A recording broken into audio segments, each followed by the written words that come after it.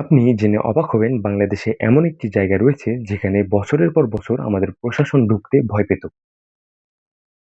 সেই জায়গাতে আমাদের পুলিশ এবং র্যাব বাহিনীর উপর সশস্ত্র হামলার ঘটনা পর্যন্ত ঘটেছে। কেউ কেউ মনে করে ওই জায়গাটি হচ্ছে রাষ্ট্রের ভিতর আরেকটি রাষ্ট্র। আবার কেউ কেউ মনে করে এটি একটি গোপন ঘাঁটি।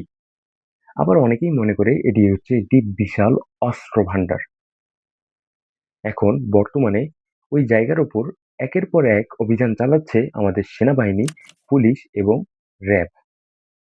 আমি কথা বলছি চট্টগ্রামের সবচেয়ে আলোচিত এবং সমালোচিত এলাকা জঙ্গল সলিমপুরকে নিয়ে। আপনারা হয়তো ভাবছেন হঠাৎ করে জঙ্গল সলিমপুর নিয়ে এত আলোচনা কেন?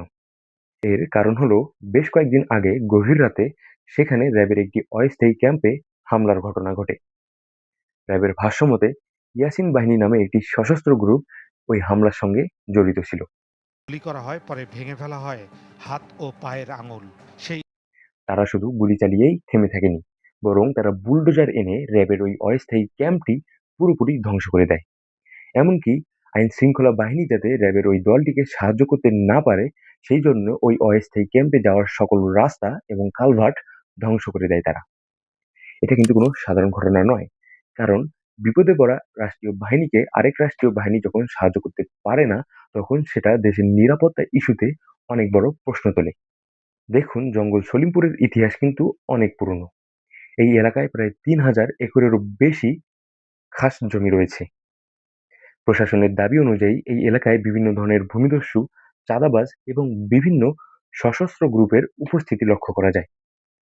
এদের মধ্যে সবচেয়ে আলোচিত দুটি গ্রুপ হচ্ছে ইয়াসিন বাহিনী এবং রোকন বাহিনী।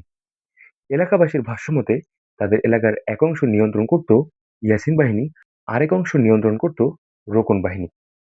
এই দুই বাহিনীর মধ্যে বিরোধের কারণেই এলাকাবাসী তাদের এলাকাকে নো গো জোন হিসেবে আখ্যায়িত করেছে।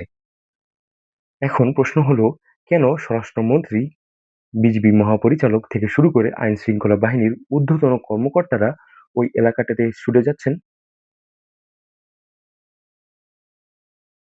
জঙ্গল সলিমপুরে যদি কোনো প্রকার অহেতুক ঝামেলা এইসব ক্রাইমের ফান্দে ফাড়া দিয়ে যদি কেউ যদি কোনো ঝামেলা করে, এটা কিন্তু বড় ধরনের পাবলিক বিস্ফোরণ ঘটবে।